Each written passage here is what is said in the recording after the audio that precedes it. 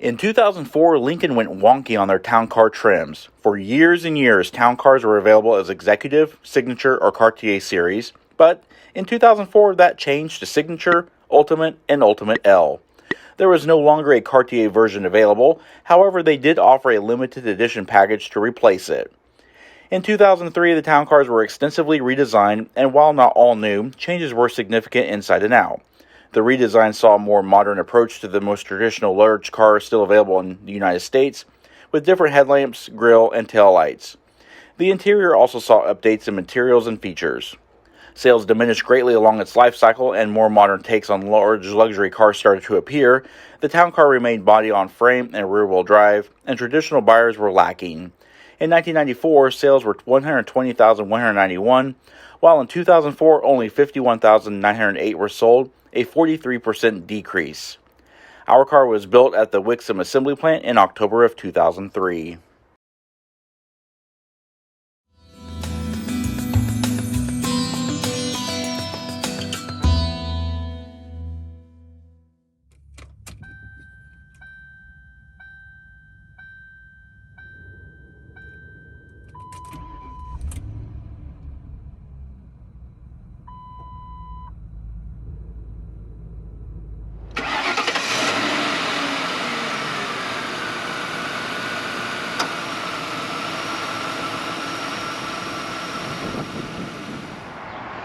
Hello everyone. In today's in-depth review, we are taking a look at this very nice, very well maintained 2004 Lincoln Town Car. Now the Lincoln Town Car was offered in 3 trim levels. You had the Signature, the Ultimate, and the long wheelbase Ultimate L. Our car is the Ultimate trim level right down the middle, and is painted in this gorgeous auburn red metallic clear coat. It features the camel two-tone leather interior. This will be a full in-depth review. Its full pricing is shown on screen with an options list breakdown in the description box below. We're going to go over everything, including exterior and interior, powertrain, and everything in between. Alright, and as were all the Panther platform cars, the Town Car is rear-wheel drive. It is powered by the 4.6-liter 281 cubic inch single overhead cam 16-valve modular base V8 engine. And this engine was built at the Romeo Engine Plant in Michigan. It is a 90-degree V8 with iron block, aluminum head construction, and it features a 9.4:1 compression ratio.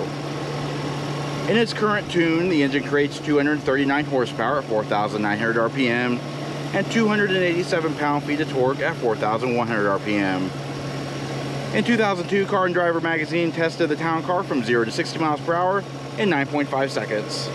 0 to 100 miles per hour was reached in 27.2 seconds, with a quarter mile in 16.8 seconds at 82 miles per hour. Its top speed is limited to 108 miles per hour.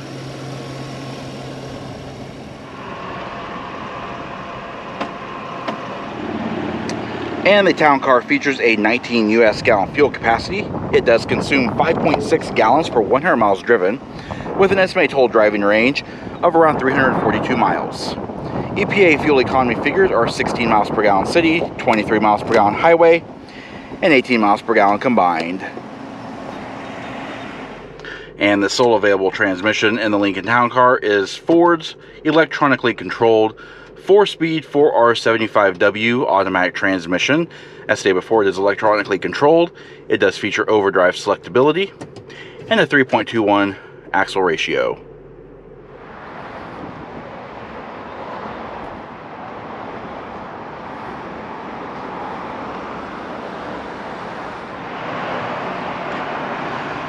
Alright, around the rear, the Town Car differs heavily from the other Panther platform vehicles, the Crown Victoria and the Grand Marquis. It is more upscale in its design, very similar to that of Rolls-Royce. As a matter of fact, the Silver Seraph had similar profile dimensions. Nice little carriage roof coming down here. Very nicely blended into the rear tail lamps. They do have chrome trim around them. All red lenses here. They incorporate incandescent bulbs for stop lamps, tail lamps, and turn indicators. You got rear ultrasonic parking sensors back here. This very Rolls-Royce-like chrome plinth with the integrated backup lamps and your license plate, Lincoln badge here, and of course town car identification back there. Earlier on, I did a review over a silver 2003 town car. It was just a base signature level. This is the more luxuriously equipped Ultimate. As we walk along the profile, as you can see, it does have a very stately appearance, much different from the Grand Marquis and the Ford Crown Victoria. Very Rolls-Royce-like in the rear section especially. Lots of chrome. The last of the great American front-wheel drive or rear-wheel drive body-on-frame classics. In 2003, Lincoln engineers replaced the old recirculating ball steering with the more advanced hydraulically assisted variable rate vehicle speed sensitive rack and pinion with 3 turns lock-to-lock in a 40.3-foot turning circle. Wheels are the 17-inch 14-spoke machined aluminum wheels with 225/60 R17 Yokohama Avid Ascend Blue Earth all-season tires. Brakes are 4-wheel disc brakes with 12-inch ventilated rotors up front and 11.6-inch ventilated rotors in the rear. They are assisted by ABS and can halt the vehicle from 70 miles per hour to 0 in 195 feet.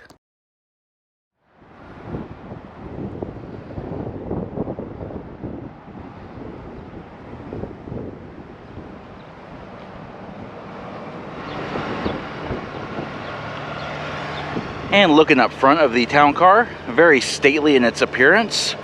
It's a commanding presence, has a design language similar to that of the LS and the Lincoln Continental. Our car does feature the body color mirrors, chrome wheel arches, large clear headlamps with chrome bezels inside. We do have cornering lamps here, and our turn indicators here. Halogen headlamps, although xenon was optional, and of course your high beams there. The chrome strip comes around the bumper here, and it goes into the waterfall grille. A very nice, large chrome grille. Has the black Lincoln Star here, and of course the obligatory Lincoln Star hood ornament.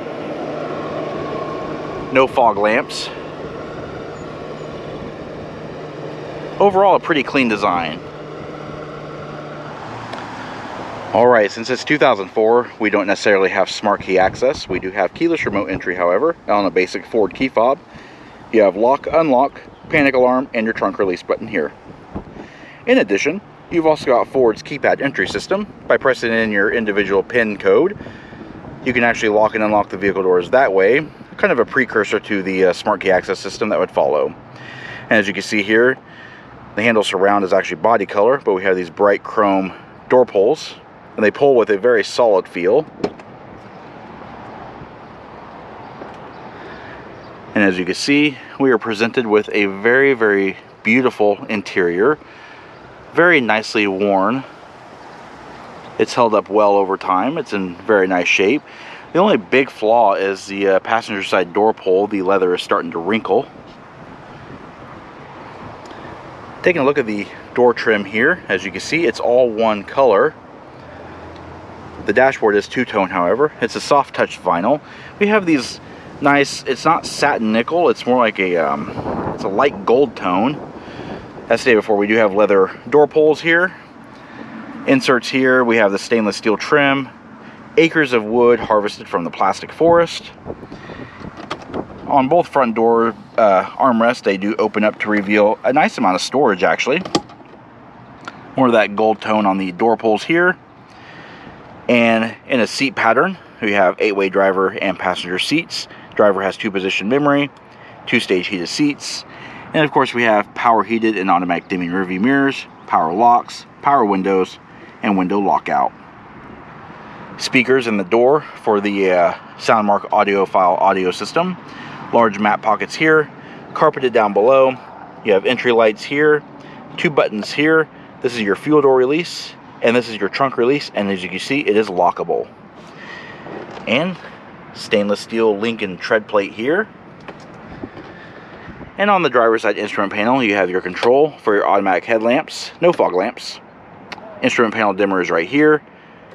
Air vent controls here. We do have our traction control button on the far right.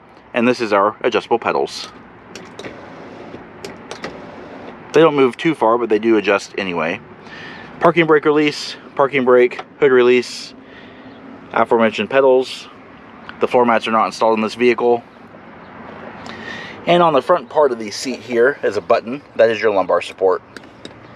It's on the same on the passenger side as well. And speaking of the seats, let's take a look at them. 40-20-40 twin comfort lounge seats. It is a bench seat format, but it does look like bucket seats the way they're presented. The leather is absolutely gorgeous. It's a very soft, almost butter soft leather. Ling & Star embroidery. We got accent stitching. The seats are very, very comfortable.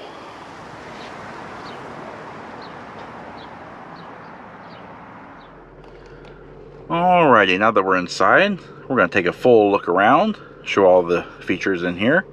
So you can see nice fluidic power assisted steering, leather wrapped steering wheel. It is very much similar to other Ford products of this era, but it does have genuine wood trim on the upper and lower portions. It is a 2-spoke steering wheel. It does have the Lincoln badge in the middle. Of course, it has an airbag, multifunction controls.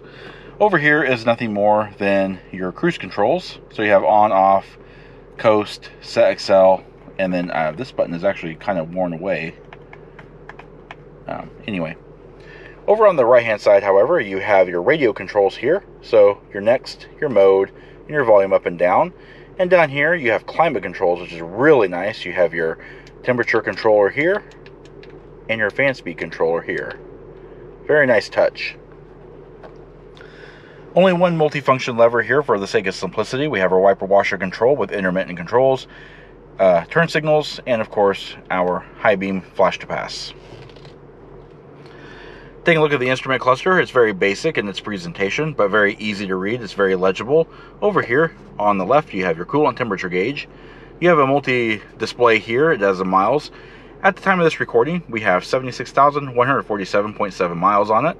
And of course, we have a digital speedometer. The rest of these would read out warnings for various malfunctions. In the middle, we have a giant 120 mile per hour speedometer with the parental display below. And over on the right hand side, multifunction control here. It's a display for your trip computer, and so there's some menus here. And looking down below, we have our fuel gauge.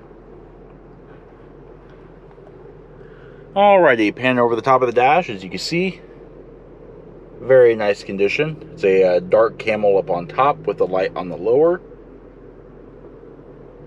And as you can see, more wood harvested from the plastic forest. It goes across the entire dashboard. Very Jaguar-esque.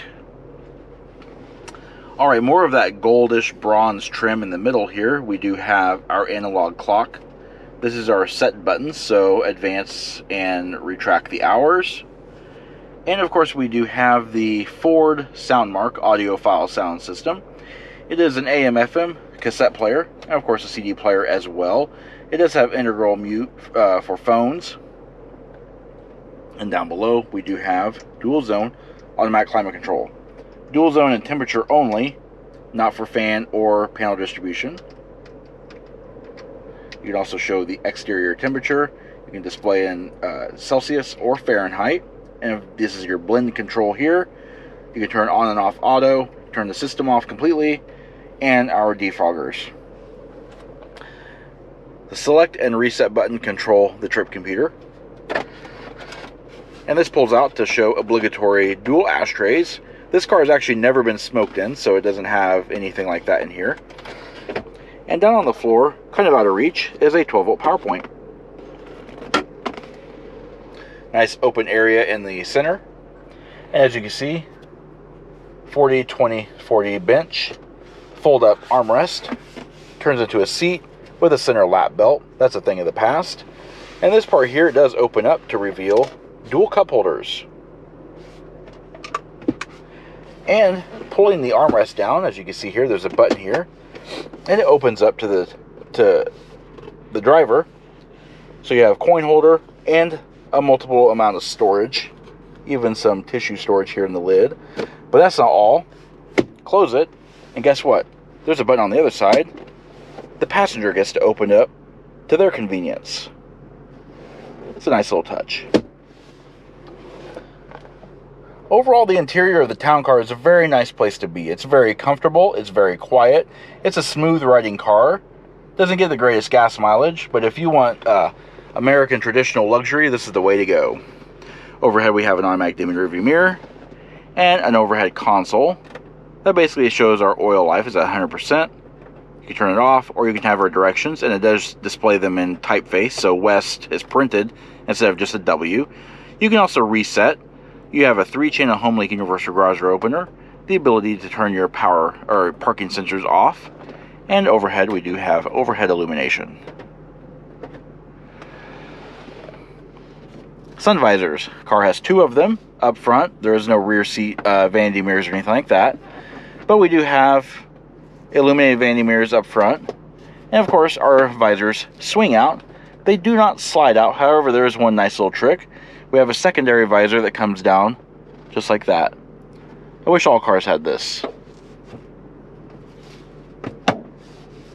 And of course overhead we do have overhead assist handles and height adjustable seat belts. Alright, let's take a look at the rear seat now. Now this is not a long wheelbase car, it's just a standard wheelbase, but it's still very, very roomy even in the back seat. A lot of headroom and a legroom.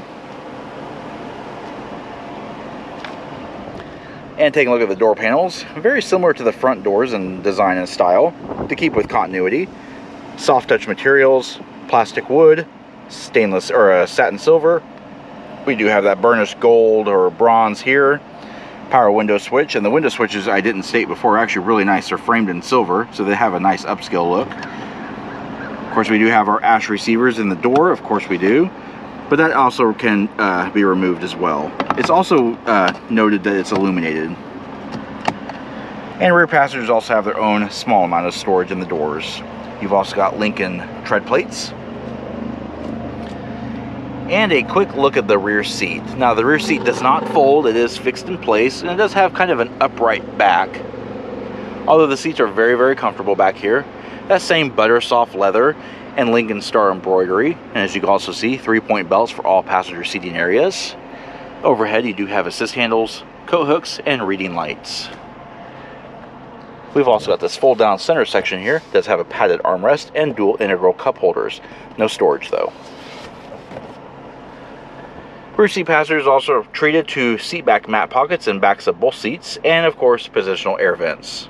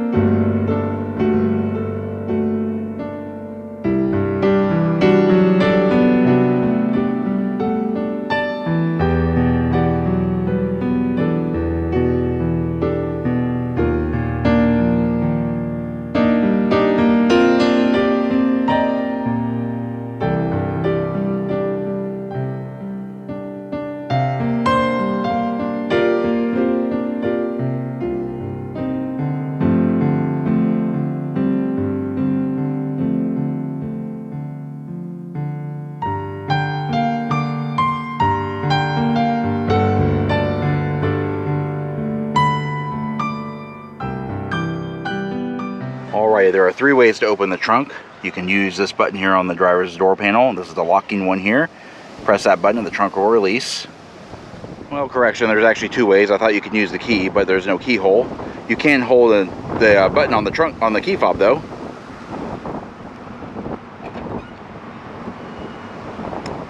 It is a cantilever trunk design. The trunk springs right open. As you can see, it's a fully carpeted area. It does have the emergency release here in the lid.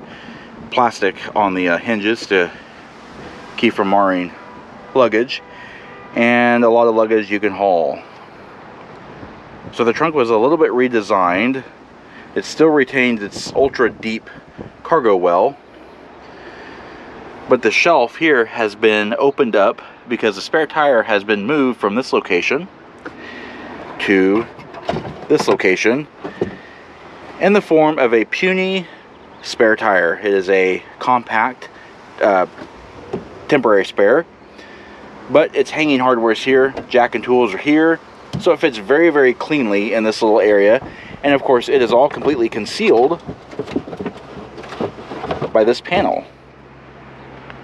It is also worth noting it is illuminated, and you have a small little storage nook right here. This here is your emergency fuel door release in the event of a power failure, and this is your fuel pump shut-off switch in the event of an accident. The fuel pump will shut off automatically, and that is a override. Closing the trunk just part way, because it does have a soft close feature. And that does conclude our in-depth walk-around look at the 2004 Lincoln Town Car Ultimate. We hope you found the review informative, and if you did, please comment down below. Also, don't forget to hit the like button and subscribe. Check out our Facebook page at facebook.com/neighborhoodcarreviews and Instagram at BrensoJ1. And of course, as always, thanks for watching.